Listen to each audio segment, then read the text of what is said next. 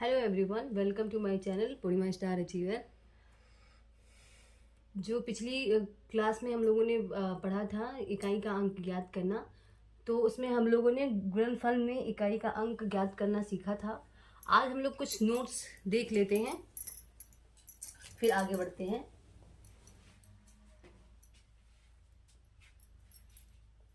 समस्त विषम संख्याओं के गुणनफल में इकाई का अंक 5 होता है तथा समस्त सम संख्याओं के गुणनफल में इकाई का अंक 0 होता है। समस्त विषम संख्याओं के गुणनफल में इकाई का अंक 5 होता है तथा समस्त सम संख्याओं के गुणनफल में इकाई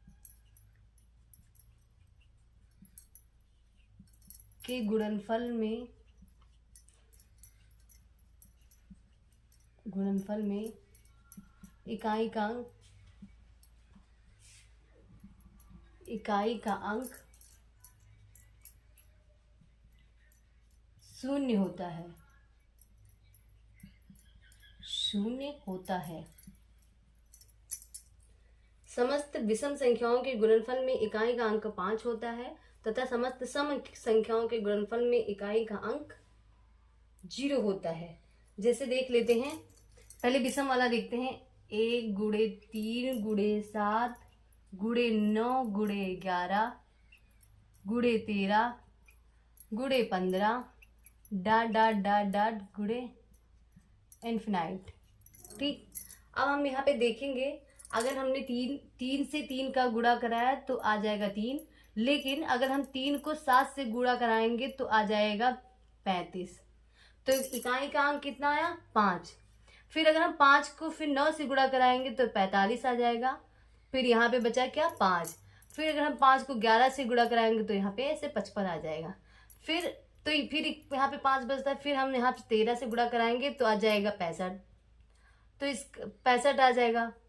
फिर यहाँ 5 बचता है, तो फिर हम यहाँ पे गुणा कराएंगे 5 से तो आ जाएगा 75।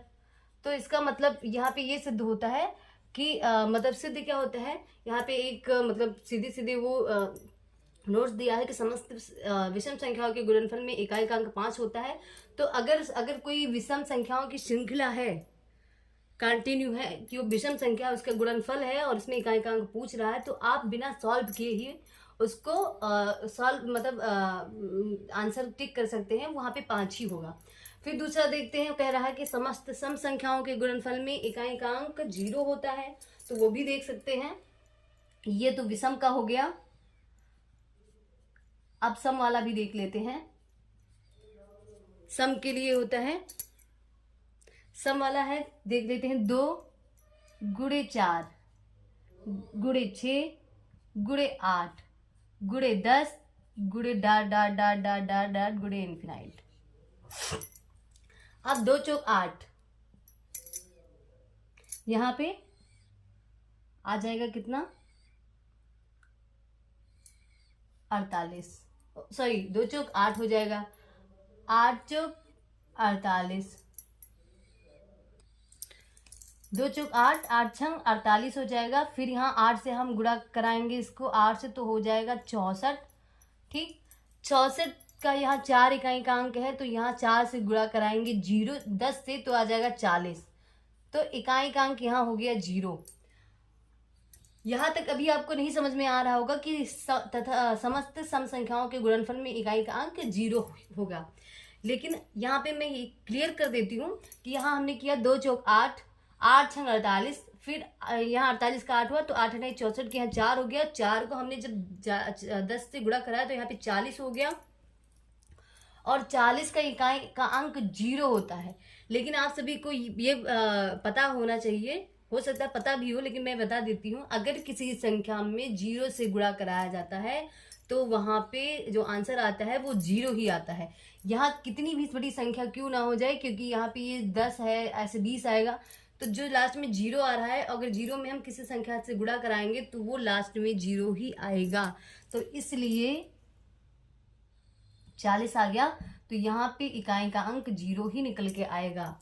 मैं आशा करती हूँ कि आप सभी को ये दोनों नोट्स समझ में आ चुका है। हम दूसरा नोट्स बताते हैं। नोट्स है कि समस्त अभाज्य संख्याओं के गुणनफल में, समस्त अभाज्य संख्याओं के गुणनफल में इकाई का अंक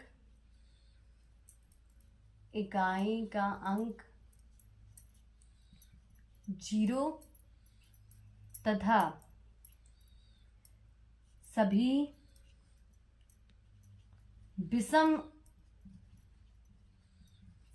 विषम अभाज्य संख्याओं के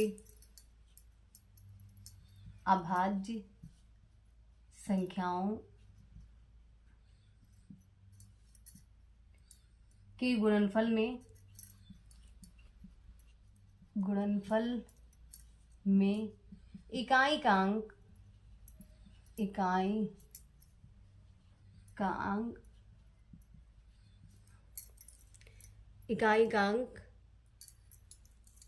5 होगा।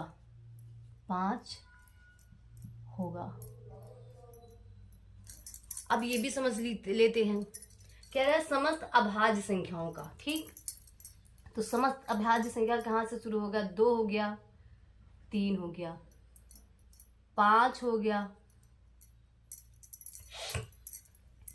7 हो गया, फिर 11 हो गया, गुणे डॉट इनफिनाइट। अब क्या है, 2 से हम गुणा कराएं, 2 3 6 हो गया, 6 गुणे 5 तो आ जाएगा यहाँ पे 30। लास्ट क्या आ गया? 30। और अभी मैंने ये बताया है कि 0 से अगर किसी संख्या में हम गुणा कराएंगे तो इकाई क्या बचता है? उत्तर क्या आता है? लास्ट में 0 आता है। इसलिए यहाँ पे कितना भी कोई बड़ी संख्या दे दे कि इसमें मतलब इकाई का अंक क्या होगा, अगर अभाज्य श्रृंखला में है तो आप 0 ही लगा के आइए, आपको उसको सॉल्व करने की इतनी जरूरत नहीं है। और दूसरा क्या कह रहा है कि विषम अभाज्य संख्या, तो ये अभाज्य संख्या है क्योंकि ये 2 से है। विषम अभाज्य संख्या मतलब 3 गुणे 5 गुणे 7 गुणे 11 गुणे 13 गुणे डॉट इनफिनाइट। तो 3 बचे 15, फिर 15 के 5 सते 35 हो जाएगा, 11 बचे 55 हो जाएगा, ये 65 हो जाएगा। तो क्या आ रहा है? 5 ही तो बच रहा है, तो लास्ट में क्या आ जाएगा? इकाई का अंक 5 ही बचेगा। तो आशा करती हूँ कि ये दोनों जो नोट्स मैंने समझाया ये आप सभी को अच्छे से समझ आ गया। अब दूसरा टॉपिक हम देखेंगे, घात में इकाई का अंक कैसे निकाला जाता है। हमने एक में निकाल लिया था कि गुणनफल में इकाई का अंक कैसे ज्ञात करते हैं। अब क्वेश्चन में आ जाता है कि घात में इकाई का अंक कैसे निकालते हैं। तो इसका एक सूत्र है, क्या है? आधार में इकाई का अंक क्या होता है? आधार में इकाई का अंक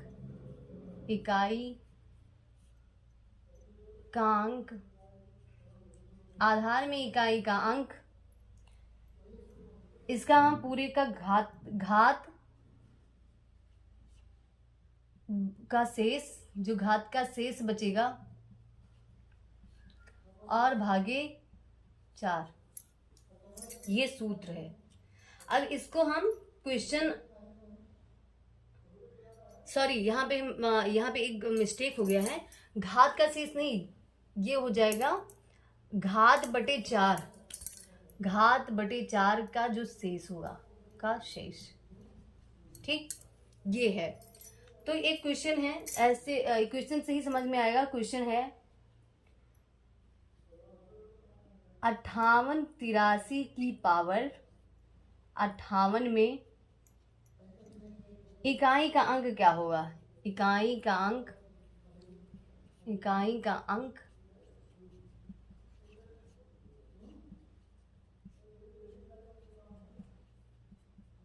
क्या होगा?